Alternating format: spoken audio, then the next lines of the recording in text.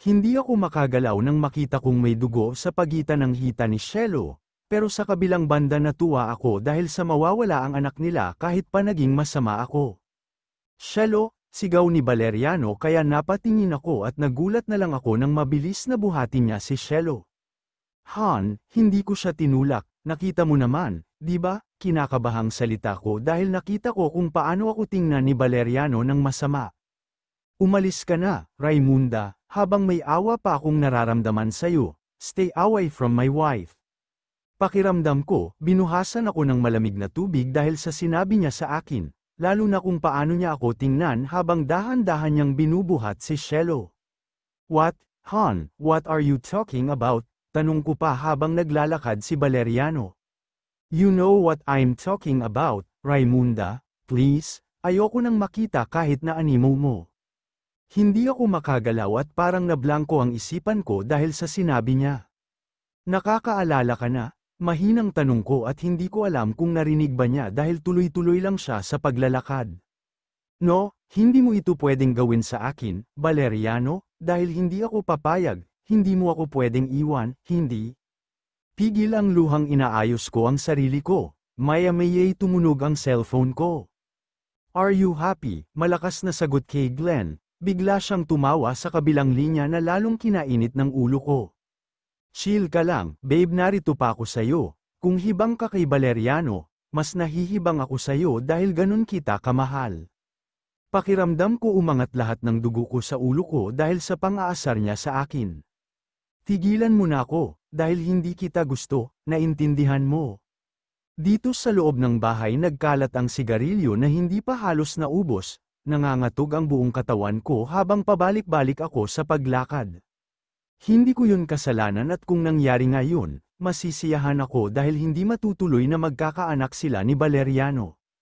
Sabi ko sa sarili kong mag-isa habang napapangiti na parang baliw. Kailangan kong mag-isip ng paraan upang hindi magalit sa akin si Valeriano, alam ko mahal niya ako. Inaakit lang siya ni Cielo kaya nahumaling siya. Naisip ko na magpunta sa hospital upang maipakita sa kanila na talagang wala akong kasalanan. Nagtanong ako sa guard doon sa bahay ni Valeriano kung saan dinalang hospital si Cielo, sinabi naman sa akin, pagdating doon, pagpasok ko pa lang sa loob, nakita ko agad sa harap ng emergency room si Valeriano, nakaupo at nakayuko ang ulo at katabi nito ang mama niya. Sa kaliwa naman ang papa nito na may kausap na isang lalaki na may edad na rin. Dahan-daang lumalapit ako kay Valeriano na biglang napaangat ang ulo nito. Valeriano, mahinang sambit ko at sumalubong agad sa akin ang nagbabagang mata nito. Bakit nandito ka? Sinabi ko na sayo, huwag ka nang magpapakita sa akin. Hindi ko magawang magsalita dahil sa nakikita kong galit sa mukha niya. Pakiramdam ko umurong ang dila ko dahil sa sinabi nito. Ikaw na babae ka, akala ko pa naman kung sino kang napakabait. Napakawalang hiya mo pala, pinagsisihan ko ang pagiging mabuti sayo. Napaatras ako nang sumugod ang mama niya sa akin at paghahampasin ako. Tita, wala ho akong kasalanan, alam yan ng anak niyo, inaawat naman ng papa ni Valeriano ang asawa nito. Anong wala, niloko mo na nga ang anak ko dahil sa panlalalaki mo, ngayon naman ang asawa naman niya ang ginawan mo ng hindi maganda. Tulala lang ako dahil sa sinabi ng mama ni Valeriano sa akin, pakiramdam ko nanliit ako bigla sa sarili ko. Lahat sila ang sama ng tingin sa akin alo na si Valeriano na tinalikuran na ako. Tumakbo ako palabas ng hospital diretso sa kotse ko, pagpasok ko sa loob doon ako nag-iiyak, paulit-ulit na tumutunog ang cellphone ko ngunit hindi ko ito pinansin. Hindi mo kailangang umiyak, gumanti ka, at tutulungan kita. Pero syempre may kapalit ang tulong na ibibigay ko sayo. Natigilan naman ako at napalingon sa bintana, yung lalaki na katabi ng papa ni Valeriano ang narito, sandali, ano ang ibig niyang sabihin? Kilala kita pero ako hindi mo kilala, pero maaari akong makatulong kung gusto mo at magkakasundo tayo. Nakangising salitang muli nito dahil hindi ako agad nakapagsalita sa bigla niyang pagsulpot. Anong ibig niyong sabihin? At isa pa, anong tulong naman ang magagawa niyo para sa akin? Ngumiti muna ito ng nakakaloko, nilabas niya ang cellphone nito at may hinahanap doon. Ito, silipin mo lang at saka ka mag-isip ng magandang plano, pero sinasabi ko na sayo, may kapalit itong tulong na ibibigay ko. Nilapit nito sa akin ang cellphone, isang video na may babaeng nakapiring ang mata na kulay pula, para akong tinakasan ng kulay dahil sa napanood ko at hindi ako nagkakamali sa nakita ko, ang papa ni Valeriano at ako ang nasa video habang nakikipaglaro sa kama.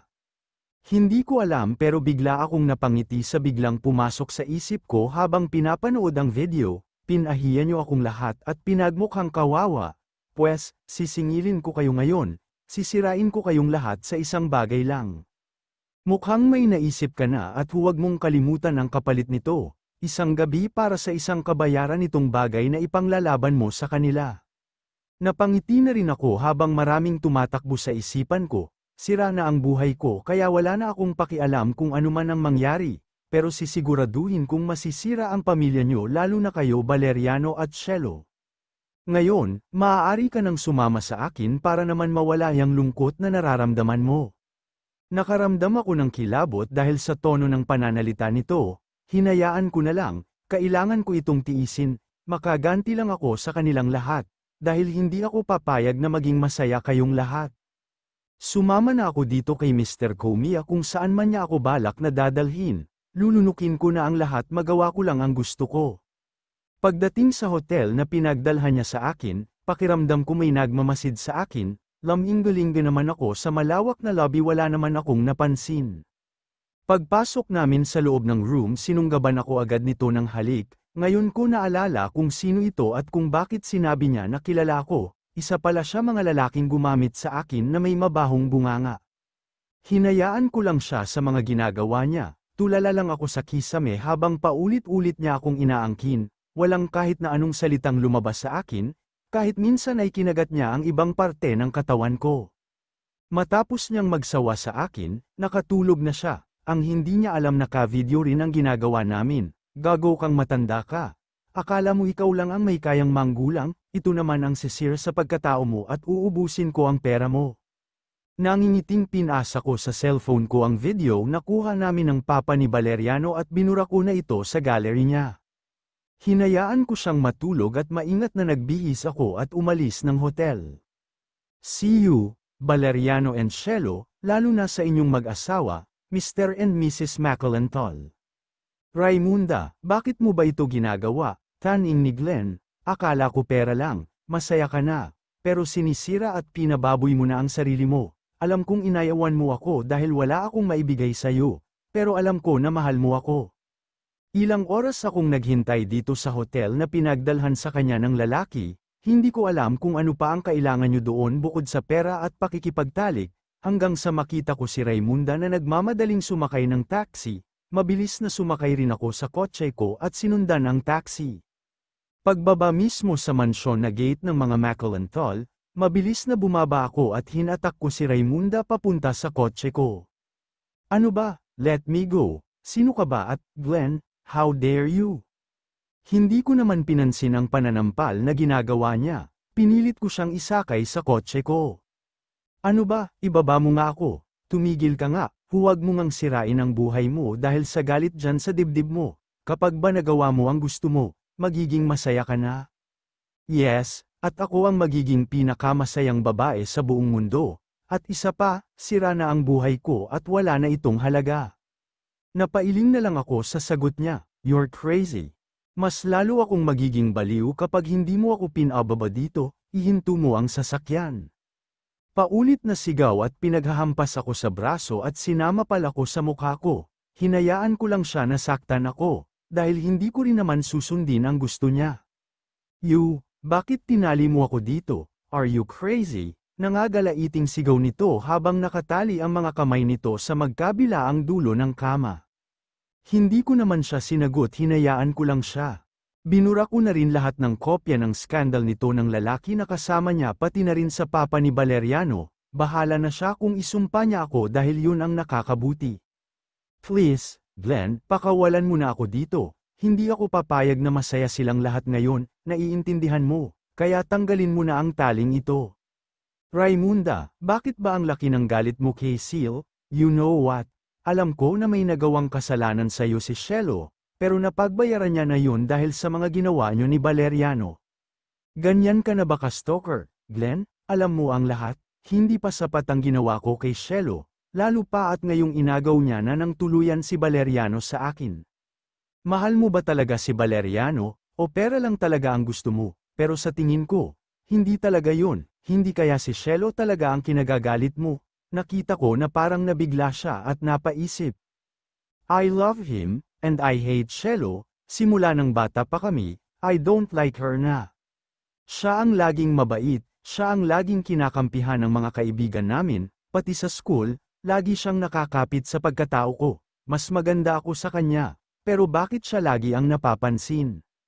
Kaya kagalit na galit sa kanya, galit talaga ako sa kanya. Kaya noong umalis ako sa lugar namin 3 taon ang lumipas, pangako ko sa sarili ko na yayaman ako at mas lalong gaganda. Lahat ng lalaki ay hindi maaaring hindi ako gustuhin. At kapag nangyari yun saka ko iimbitahan ang dalawang kong matalik na kaibigan, si Cielo at Jessa. Naalala ko noong unang araw na na-meet ko siya, maganda na talaga siya, pero, nagbago siya unti-unti noong lahat ng pera ko ibigay ko sa kanya.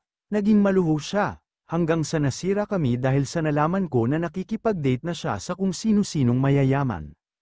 Then, I met Valeriano, isang napakagwapong batang negosyante.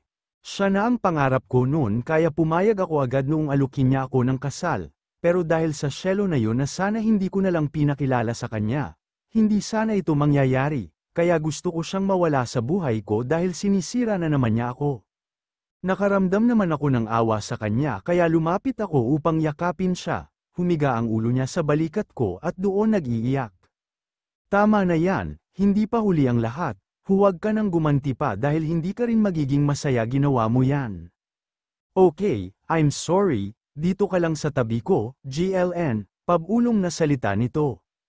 Naramdaman ko ang labi niya na damapo na sa leeg ko, paakyat sa may tenga ko, nakaramdam ako ng pananayo ng ibabang bahagi ko.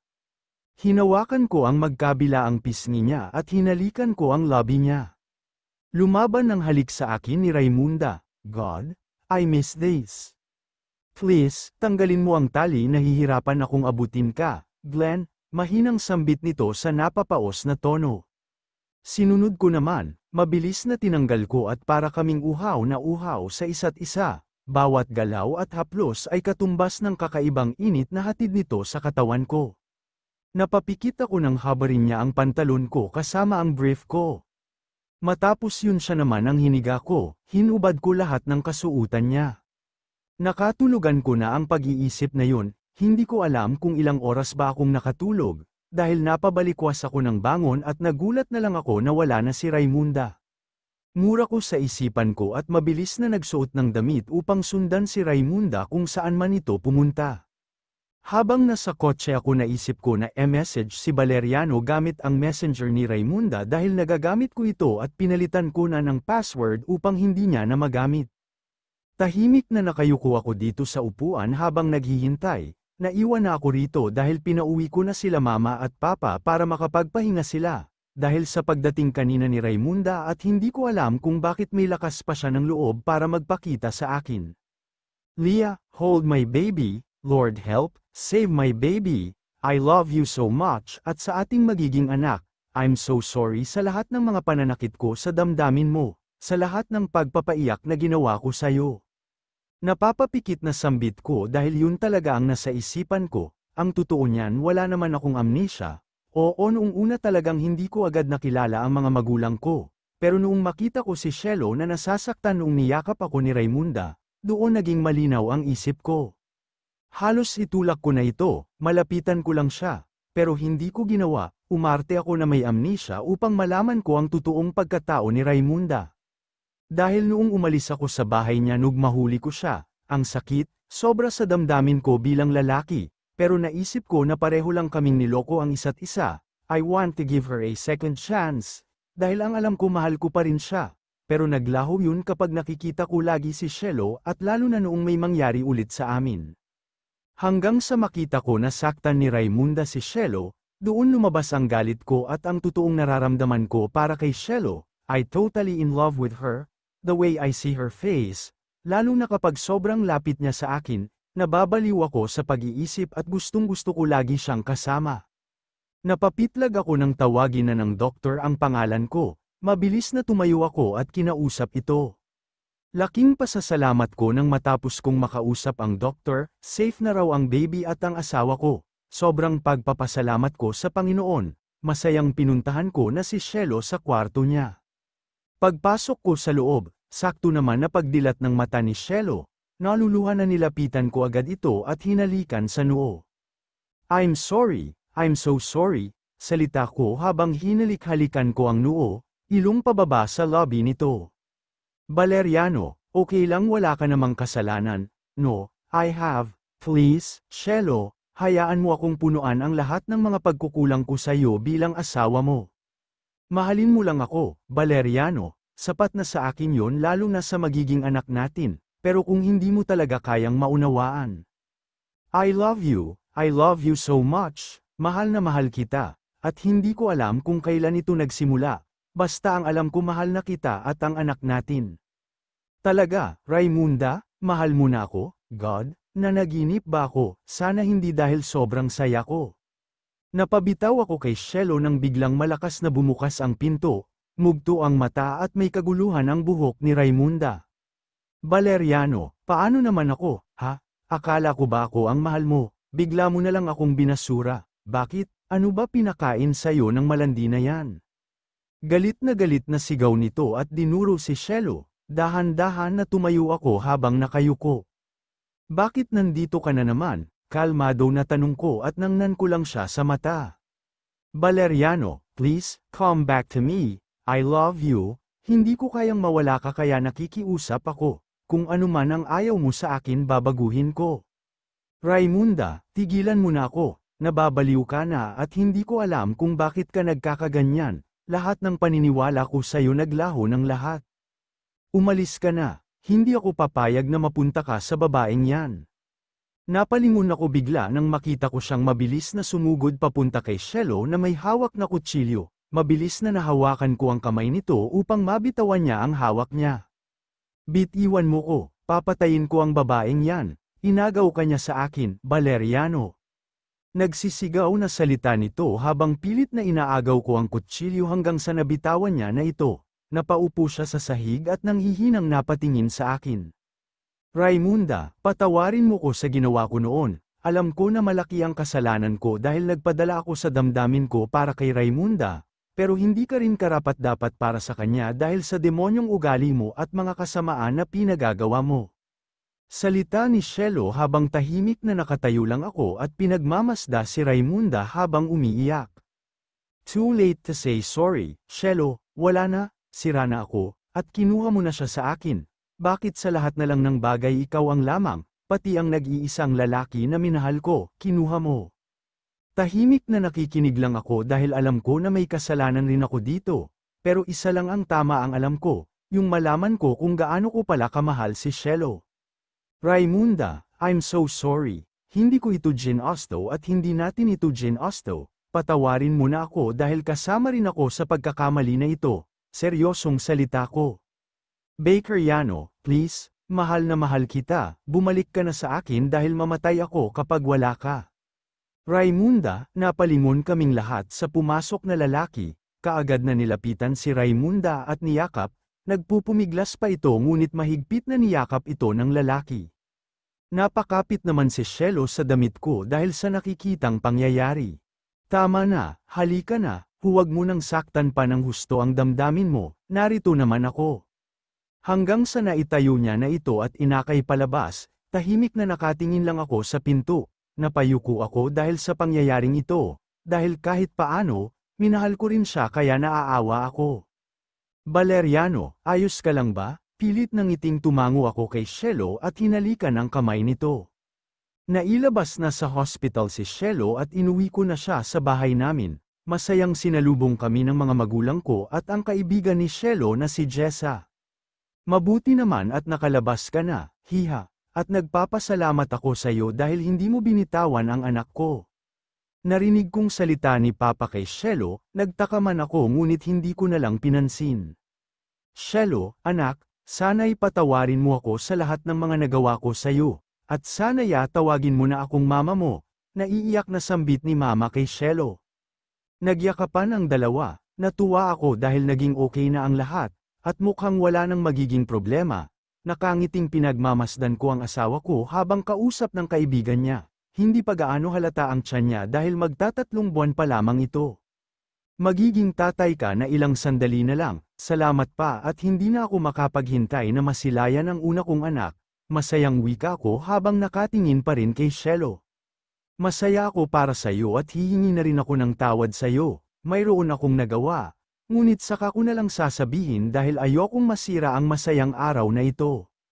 Napatingin naman ako kay Papa na nagtatanong, tinapak-tapik lang niya ang balikat ko at nagsali ng alak sa baso. Hinayaan ko na lang, dahil kung ano man yun mauunawaan ko naman siguro yun.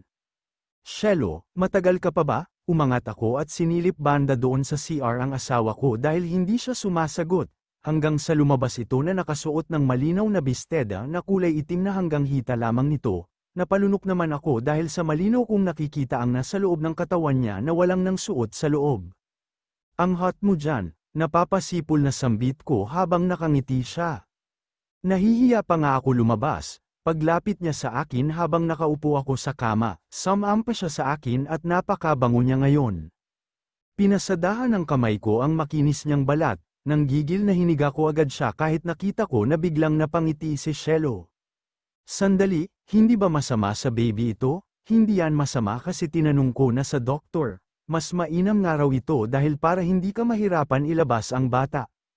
Tinampal naman niya ang braso ko, kinindatan ko lang siya at muling nagtrabaho na. Pinagsawa namin ang gabing ito dahil pakiramdam namin ang tagal naming nalayo sa isa't isa. I love you, Mrs. Shelo McCollantol. Mahinang sambit ko habang nakapikit at nakayakap ang kamay ko sa hubad pang katawan ni Shelo. I love you more, Mr. Valeriano McCollantol.